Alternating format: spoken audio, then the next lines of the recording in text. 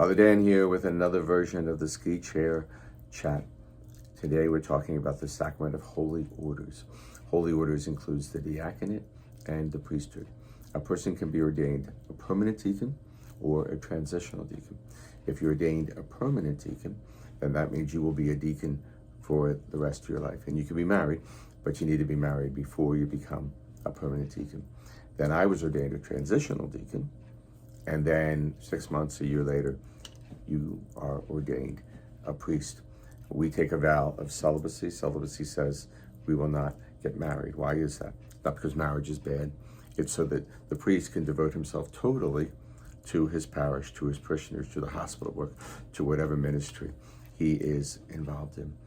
You know, when you're choosing a wife or a husband, there's something inside that says, I want to spend the rest of my life with this person, that I love them deeply, and that I want to be there in the good and the difficult times with this person.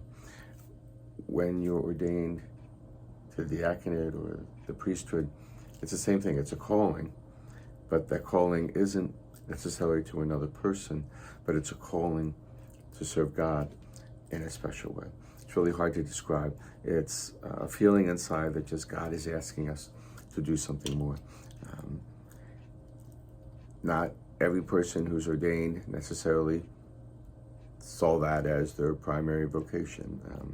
I know guys who were in the seminary and got ordained who, right from the beginning, knew that they wanted to be priests. And then I know myself, when I felt that calling from God, it was like, God, this isn't what I want to do, but I couldn't ignore it. And I finally did what God wanted me to do. So it's important to recognize we all have vocations, and God's calling each and every one of us to serve him in a certain way.